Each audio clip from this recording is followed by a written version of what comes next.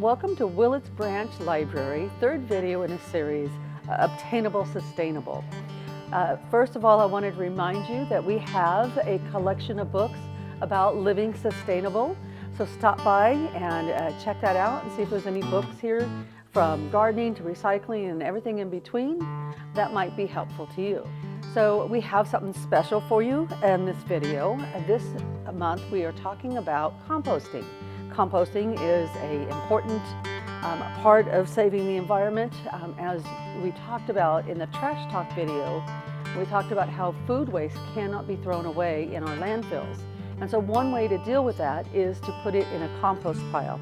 Now, not everyone has the space or ability to do this, but the more people that do, the better it is. And so there's so many different ways of composting. We have several books that will highlight different ideas. But our special treat this month is we're going on site to the Golden Rule Gardens, and they're going to show us how they deal with composting. And so give you kind of a first-hand look at how they compost their garden waste.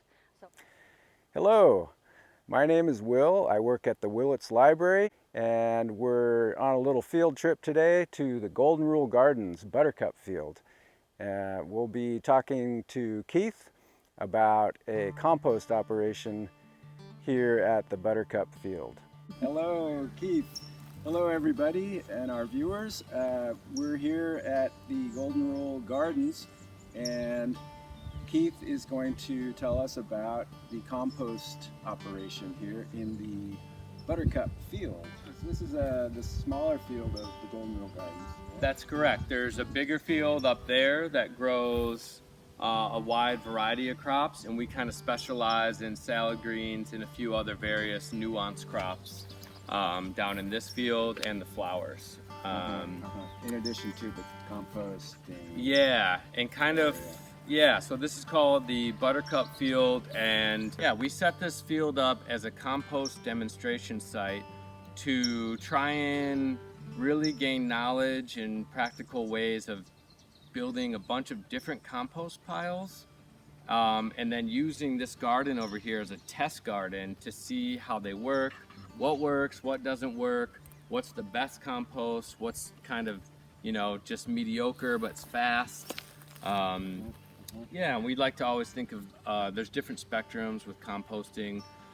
On this end, you're trying to make the best high quality compost to put in your garden. And then on this end, it's just you want to reduce stuff from going to the landfill.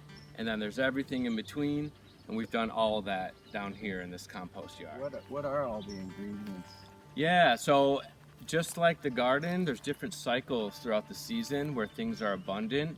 So during chipping season, when everyone's chipping, they're chipping all the dry wood, we get a big influx of these wood chips on the property. And right now it's like harvest season for wheat, so we get a lot of straw after they harvest the wheat, and then this dries out.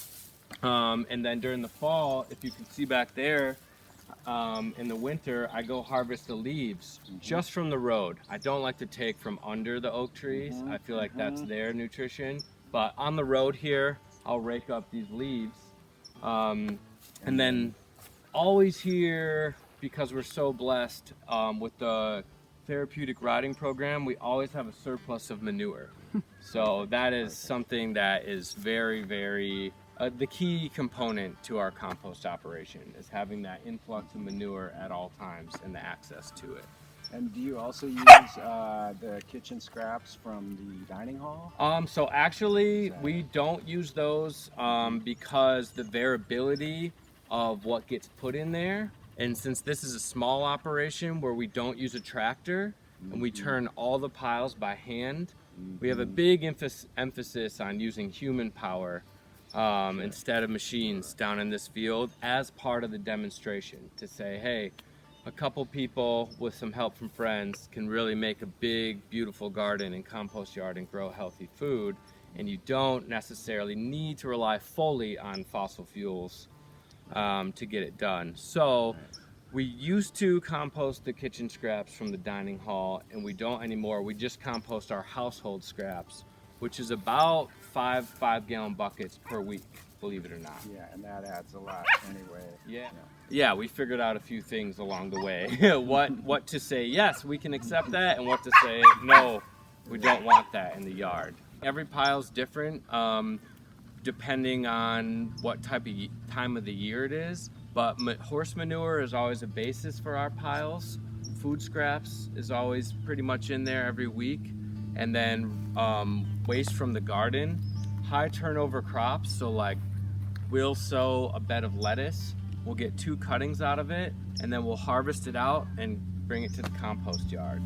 And then always, so those are high nitrogen things to add to the compost. So to balance that, we always use straw, which is high carbon, wood chips, or leaves. So those are kind of our main 3 high carbon inputs, and the main 3 high nitrogen inputs are garden waste, food scraps, and the horse manure. And what we really learned here is that we like to turn our piles to kind of heat them up and burn off the weed seed. Therefore, we have a nice, beautiful weed seed free garden for the most part. Okay. And we found that to be really essential. Just, it feels good to be harvesting and not have big weeds brushing up on your leg, and to use certain tools to harvest the crops and not have to pick out the weeds when we're washing it. And it all starts with the compost. Everything starts with taking the time to make good quality compost here, and it just makes your life easier down the road.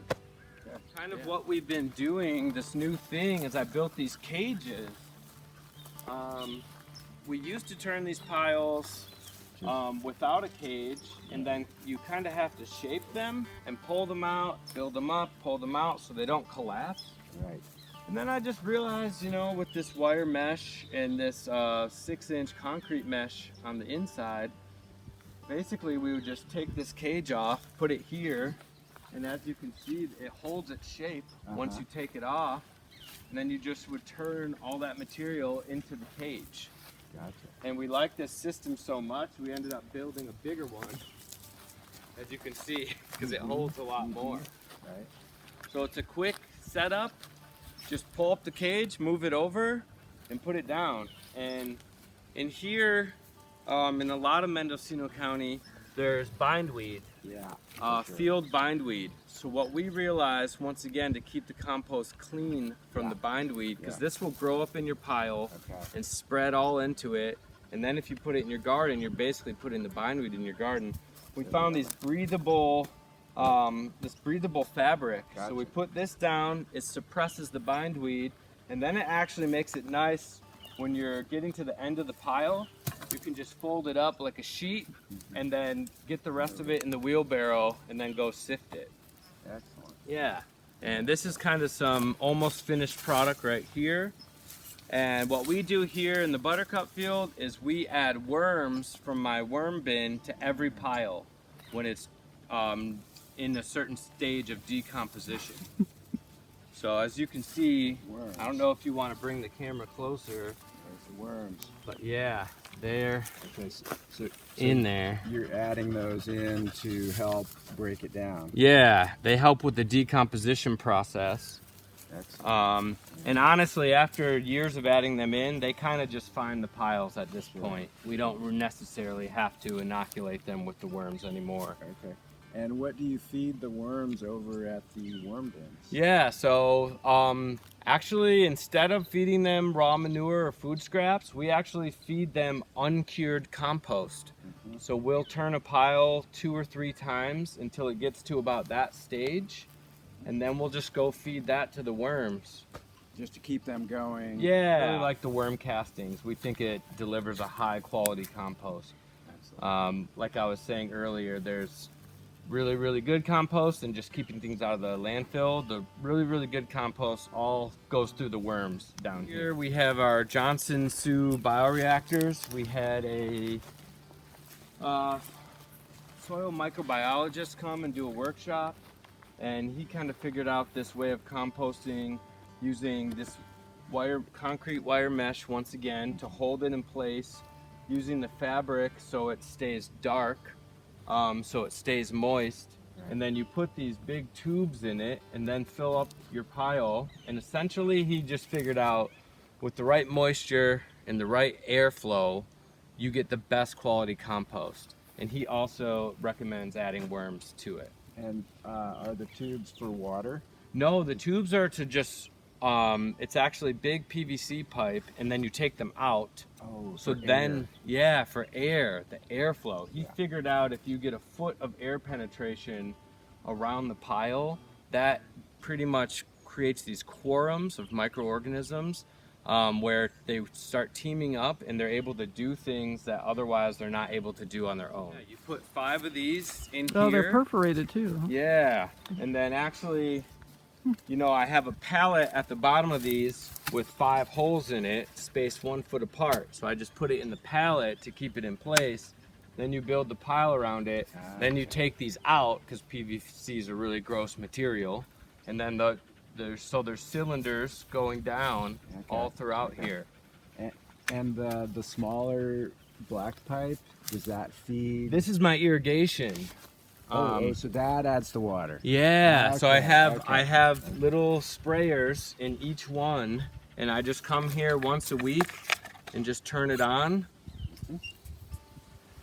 Because I would say as a composter, that's probably the #1 thing people tend to, it's the hardest thing to get right, if I may. The moisture level. Getting the moisture level right. And everyone says make it like a wrung out sponge, right?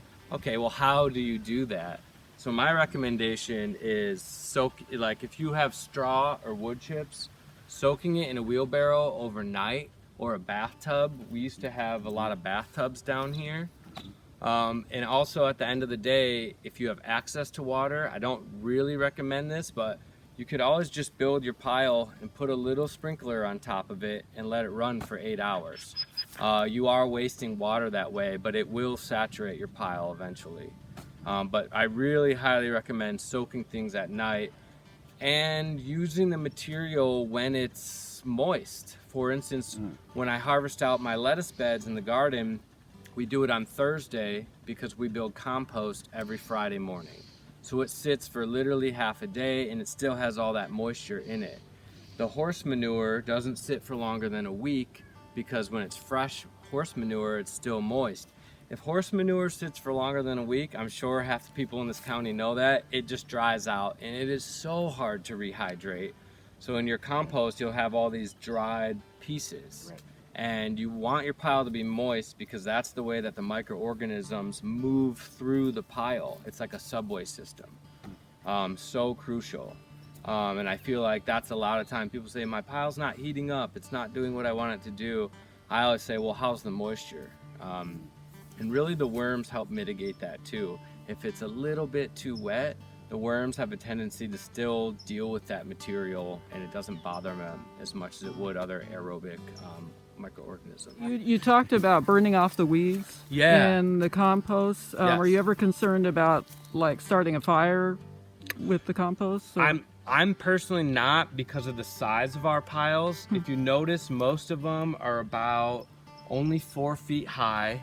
So the minimum I recommend for building a pile would be 4 foot high, 4 foot wide, and 4 foot long. 4 by 4 by 4. I wouldn't do any less because then you're gonna have problems with decomposition. Getting it hot. Yeah, getting it warm enough, and just, you know, the outsides always dry out. So really, even if it does break down with a smaller pile, you get like a little bit, but this big pile. So 4 by 4 by 4 is the minimum. And honestly, for it to heat up so much that I'd be worried about a fire, you would need a really massive pile, like as big as this whole yard possibly. So yeah, I'm not so worried about that. And honestly, the hottest pile I've gotten is 160 when I was putting materials in there that I knew would heat up. I've never seen it get hotter than that.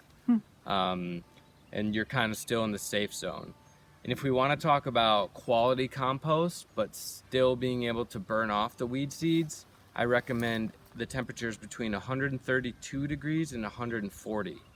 Any higher than 140, you're kind of burning off some of the good stuff in there. And any lower than 132, there's certain seeds like the pigweed or amaranth that can survive through that heat. So we try and hit the sweet spot, which really repetition. The more you do this, the more you figure things out, and it just becomes secondhand. You know, I don't even have to think about the ratio anymore. Back in the early days, we would measure everything out in 5-gallon buckets. We would stuff wet straw in 5-gallon buckets, and one at a time. Now it's just we can eyeball everything. We kind of have it streamlined where all the materials are easy access. A wheelbarrow can fit through all the lanes here. And then all the composting tools are separate from the garden tools. So you just know they live out here in the compost yard, so you're not walking all over the place. So we built this really nice sifting area over here. So over here, we come, and I've worked at a lot of farms where the sifters are just on the wheelbarrows, and basically what you're doing is hunched over like this, and it's really uncomfortable. So I said, when I get my own farm, chest high, you can stand here, you're in the shade, and you just sift away.